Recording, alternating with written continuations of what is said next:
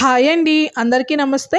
Welcome back to our channel Dishita talks. ఈరోజు మనం వీడియోలో చాలా సింపుల్గా ఈజీగా జొన్న రొట్టెలు ఎలా చేయాలో చూద్దాము అండి. చాలామందికి జొన్న రొట్టెలు చేయడం అంటే చాలా కష్టంగా ఉంటుంది కదా. ఇప్పుడు నేను చూపించే ఈ వీడియో చూసి జొన్న రొట్టెలు చేయడం రాని వాళ్ళైనా సరే చాలా ఈజీగా చేసేయొచ్చండి. ఇప్పుడు ఎలా చేయాలో చూద్దాము. ఫస్ట్ ఒక ప్లేట్ తీసుకొని 1.5 కప్పుల వరకు జొన్న పిండిని తీసుకున్నాను అండి. ఈ జొన్న పిండి నేను బయట మార్కెట్లో ప్యాకెట్లో వస్తుంది కదా, అదే తీసుకున్నాను. అలానే 1 కప్పు వరకు వాటర్ తీసుకొని కొంచెం సాల్ట్ వేసుకొని వాటర్ని అయితే మరిగించేసుకుంటున్నాను.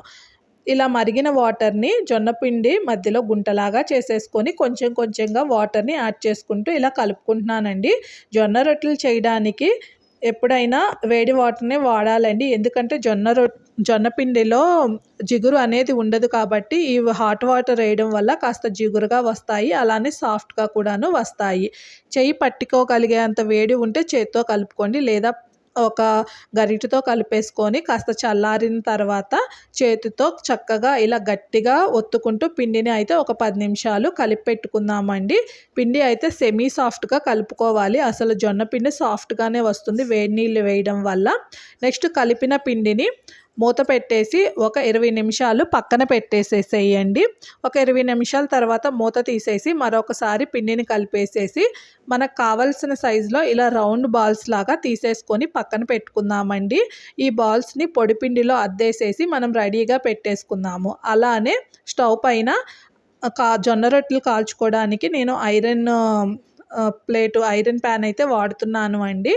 ఇప్పుడు ఈ రౌండ్ బాల్స్ని చపాతీలాగా చక్కగా చపాతీ కర్రతో ఇలా రుద్దేసుకున్నాను. నాకైతే చూస్తే షేప్ రాలేదు కదా, చాలామందికి ఇలా షేప్ రాదు. కానీ ఒకసారి ఇది ఒక టైప్ అండి. నీకు 3 రకాలు చూపిస్తాను అన్నాను కదా, ఇది ఫస్ట్ది అనమాట. ఫస్ట్ ప్యాన్ పైన వేసేసుకొని ఒకవైపు కాల్చుకొని దానిపైన వాటర్ చిమ్ముకొని ఇలా చేతితో మొత్తాన్ని స్ప్రెడ్ చేసేసుకుందాము. నెక్స్ట్ ఒక నాప్కిన్ తీసేసుకొని వాటర్లో డిప్ చేసుకున్న తర్వాత వాటర్ మొత్తాన్ని స్క్వీజ్ చేసేసి ఇలా కాస్త జొన్న రొట్టె కాలిన తర్వాత ఇలా చుట్టూ కూడా అద్దుతూ కాల్చామంటే చక్కగా పొంగుతూ జొన్న రొట్టె సాఫ్ట్గా కూడాను వస్తుంది. ఇది ఫస్ట్ టైప్ అండి. సెకండ్ టైపు పిండి అద్దిన ఈ రౌండ్ బాల్ని తీసుకొని ఇలా చపాతీలాగా రుద్దేసుకొని ఒక రౌండ్ ప్లేట్ తీసేసుకొని దీన్ని రౌండ్గా కట్ చేసేసుకుందాము. ఇప్పుడు ఈ ఐరన్ ప్యాన్ పైన వేసేసుకొని చక్కగా కాల్చేసుకుందాము. ఈ జొన్న రొట్టెని అయితే నేను కాస్త ఆయిల్ లైట్గా అండి ఒక 4 to 5 డ్రాప్స్ ఆయిల్ వేసేసుకొని కాల్చుకుంటున్నాను. ఎందుకంటే జొన్న రొట్టె అంటే ఆయిల్ వేయకుండా డ్రైగా ఉంటుంది, కొంతమందికి తినడం ఇష్టం ఉండదు కదా. ఇలా ట్రై చేయండి, టేస్ట్ బాగుంటుంది చపాతీలాగా. మూడో రకం అండి ఇది.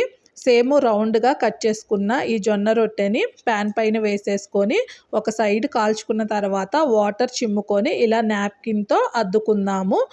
ఇలా 2 సైడ్స్ కూడా చేసుకున్న తర్వాత సిమ్లో పెట్టేసుకొని ఇలా చక్కగా కాల్చేసుకుందామండి. ఇలా మనము తడి నాప్కిన్తో అద్దుకుంటూ కాల్చుకోవడం వల్ల ఈ జొన్న రొట్టెలు చాలా సాఫ్ట్గా వస్తాయి. ఎంతసేపు అయినా కానీ మెత్తగానే ఉంటాయి.